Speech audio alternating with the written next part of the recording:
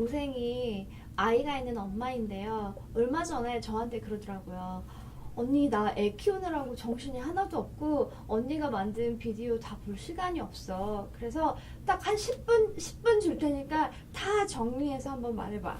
이렇게 얘기를 하는 거예요. 그래서 제가 저는 할 능력이 없고 교수님한테 한번 부탁을 해볼게요.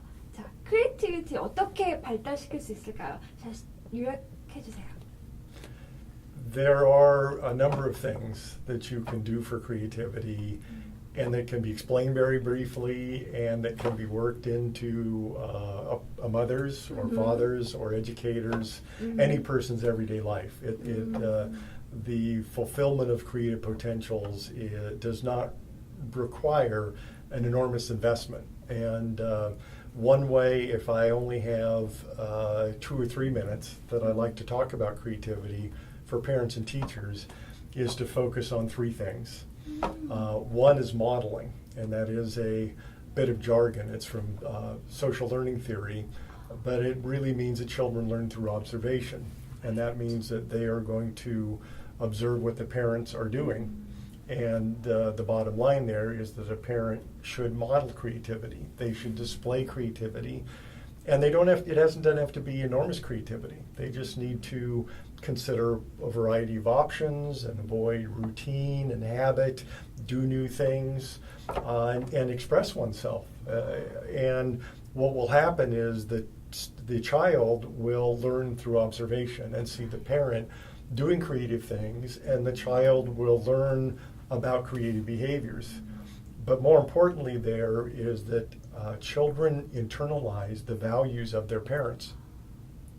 And if a mother or a father is him or herself creative, in fact, the parent doesn't even need to be creative, but as long as the parent appreciates creativity, the child will internalize the values. They will realize that creativity is a good thing. In fact, what could happen is the parent might not be very creative, which I don't think ever occurs, but might not be very creative, but appreciates creativity and models that or displays that appreciation. The child will observe that and know that creativity is a good thing. The child will internalize creativity as a valuable thing, and the child will turn around and try and be creative, and may be enormously creative. In other words, you can have an enormously creative child from a parent who may not be as creative. Of course, I don't like to put the levels on creativity, but my point is that values are so important and communicated through modeling. Number 2 involves opportunities. People need to experience creativity, they need to practice creativity, they need to try new things, and they need, the simplest way to say is practice. A child doesn't practice unless they have opportunities. So what can a parent do? What should a parent do? Make sure that the child has opportunities for self-expression, for solving problems, for making decisions to get at that discretion that we talked about when balance was so important. The child needs opportunities for creativity, and again, being a little more specific, the most important things, depending on the age of the child, are probably imaginative play. That's just a hugely valuable thing for children, but the parent has to make sure that the child has opportunities for imaginative play. Having a really academic preschool is probably a bad idea if it goes too far, because there's not enough imaginative play during the period when that's the most creative thing that the child does. But beyond that, just self-expression and making decisions and thinking about things in new ways. So those are the things that will be strengthened and lead to creativity, but those are the things where the parent needs to be careful and ensure that there are opportunities for the experiences and for the practice. There are, number 3, there are actually specific creative problem-solving techniques. And I usually use the word tactics. They're almost strategies, but tactics is a little bit more accurate. And there are things that can be communicated very simply, like change your perspective. Very frequently, if you have a hurdle or a challenge or a hassle, the problem is that you're locked into one perspective, and you'll benefit from changing your perspective. And you can communicate this to students. I've done it in my work and when I visit classrooms down to first and second grade. You can communicate the benefit. It's kind of like, what would your friends think? Or what would your father think? Or what would Abraham Lincoln think in history? Try varying your perspective on a problem or a situation. And that leads to flexibility, and it actually can be learned as a tactic such that a child can in the future say, well, I've got a problem. Well, I remember Mom always told me to stand back and change my perspective. I'll try that now. And there are all kinds of similar tactics. Turn it on its head, change the problem, where sometimes you might have a math problem, well, draw it as a picture. Or you may have a pictorial problem, maybe you need to put it into words or a song. Or act it out in pantomime and bodily kinesthetic expression. Change the way you experience the problem. These are just a few of the possible tactics that can be communicated very easily, even to children, maybe not in infancy and early childhood, but certainly preschool and early elementary education or ages.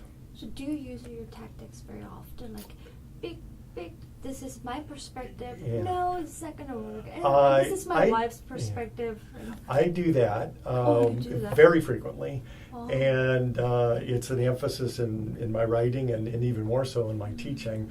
The interesting thing there is a few years ago, I realized that when you study creativity and you learn more about it, you start to understand the process more, and it actually does change the way you do things. I know, for example, that now I will never react quickly to an important problem. I always think, okay, got to incubate. It's just, it's spontaneous at this point.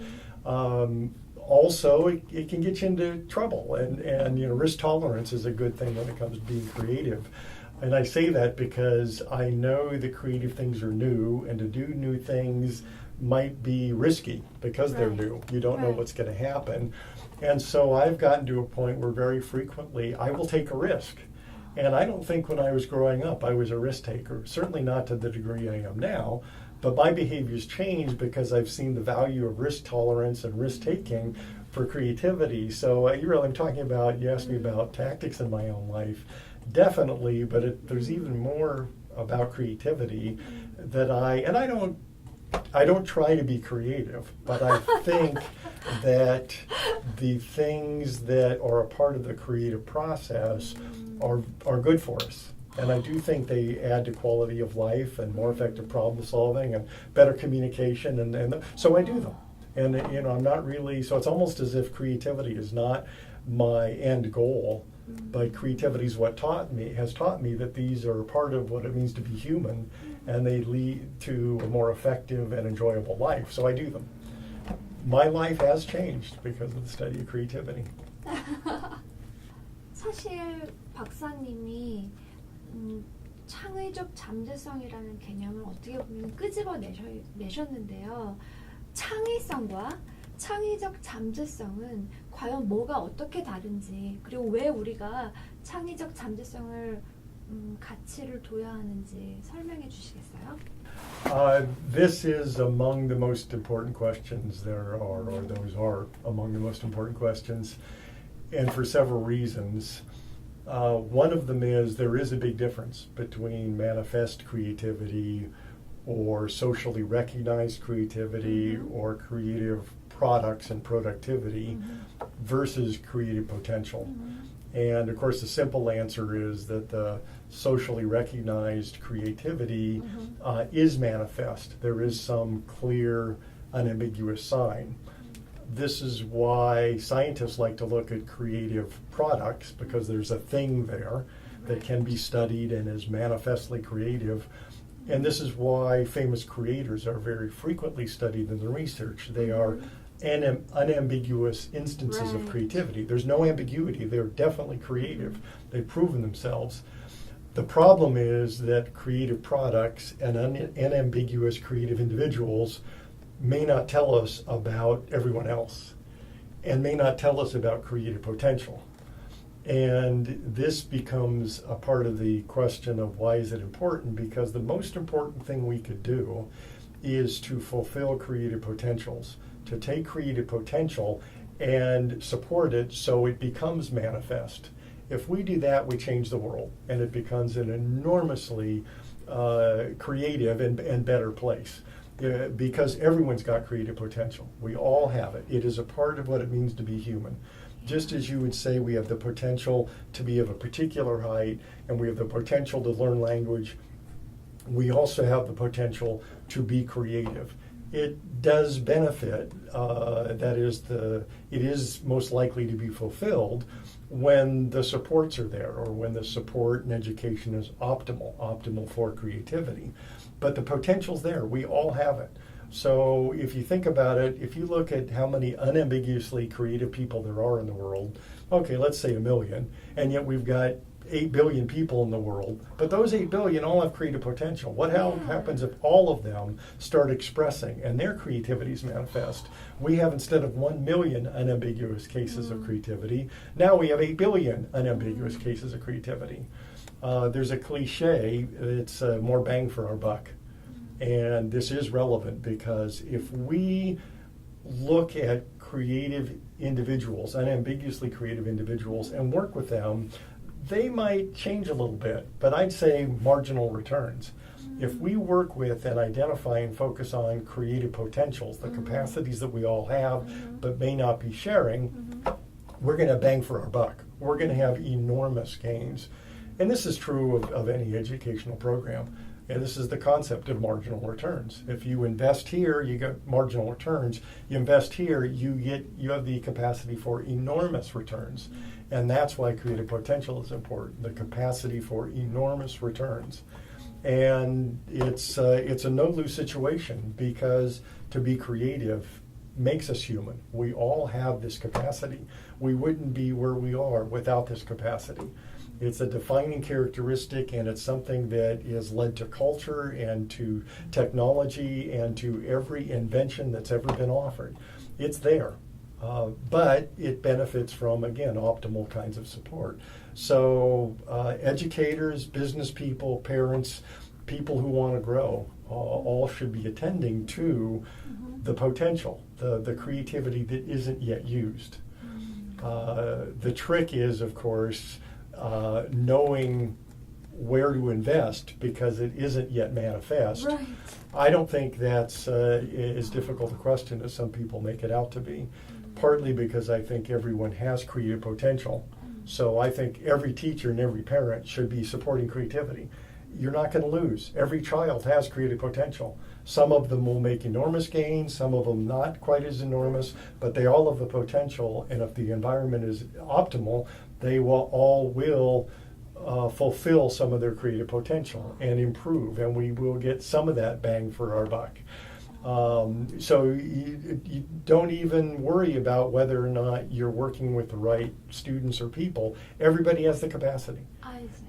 You know, the other related issue is how do we do it, and for business people, you know, who do we hire? They're related questions, but really it's just assume the potential is there. It's a very safe assumption, even if you don't have a clear indication that student has creative potential, or that child or that employee. Just assume that they do and optimize the environment, and you will see creativity.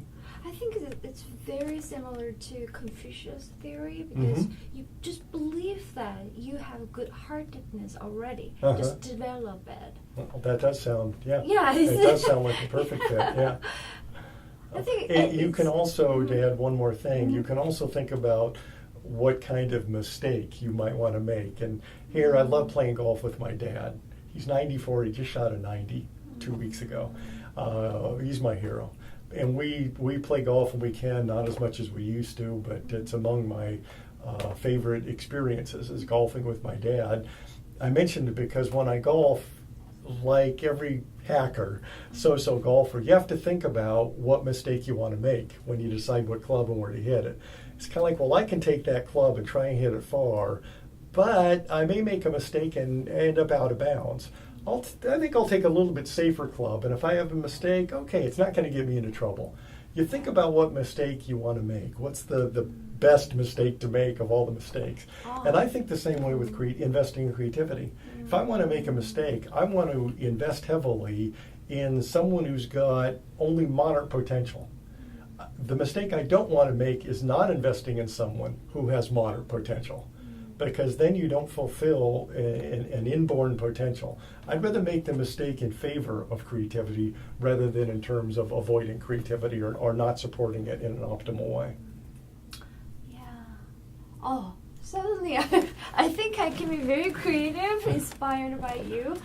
최근에 교수님이 창의 테스트 서비스를 개발하신 걸로 알고 있습니다. 그게 뭐고 혹시 그런 서비스를 학생, 부모님 아니면 선생님들이 이용할 수 있는지 궁금하거든요. You are correct about the testing services. It is formalized and has been up and running for a few years. I realized a few years ago that I had been developing tests for decades. My dissertation was actually about divergent thinking tests, and I don't think that tests are perfect by any means. I always say there's no such thing as a creativity test. Those are just indicators or estimates that give us valuable information. And I don't think there is a creativity test, but there are good measures that are very helpful.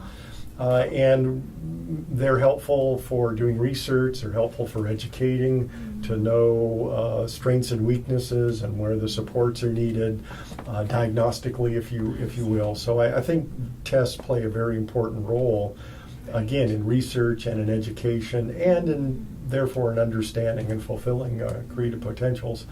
The testing services is really devoted to an accurate understanding of what tests can do, and there are a large number of them.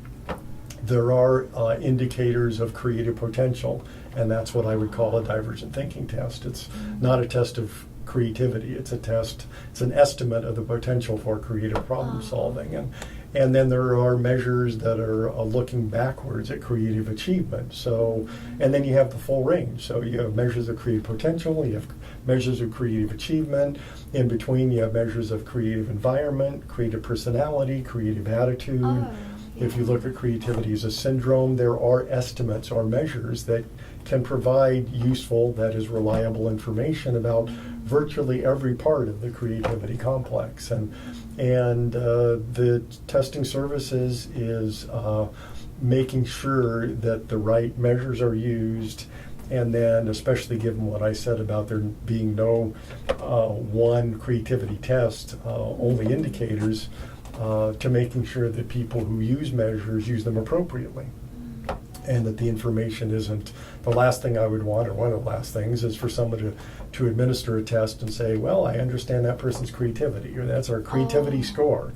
And it's not. They're estimates of potential and useful information. So that message, and I guess I've repeated it because it's so important, and that's one of the messages of the testing services. Use the right measure and make sure you understand that it's an estimate of potential and not a perfect indicator of creativity. Thumbs up. I'd like to. I have been going to Asia about once a year lately, usually China. And Taiwan a couple of times. And I'm now working with a business in Japan, so I'll probably get to Japan pretty soon. Oh, yeah. But the interesting thing is that I have an enormous number of Korean students. Most of my students are Turkish and Korean, the majority. I am cutting down on my the number of students I have, but a few years ago I had 8 or 10 or 11 PhD students, and at one point I had 4 Korean and 4 Turkish. And 2 from the U.S.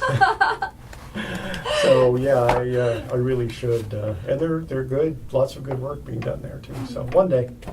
Yeah. Oh yes. The food. Well, no. The most relevant difference I've experienced. I edit the Creativity Research Journal and have for years. Right. And a few years ago, the number of manuscripts being submitted from Asia surpass the rest of the world. And it's that way now. I have more manuscripts submitted from Asia than the rest of the world combined, including the U.S. And it's close if I pool the rest of the world, and it may even be 50-50, but the Asian submissions. So I knew there was great interest in creativity in Asia.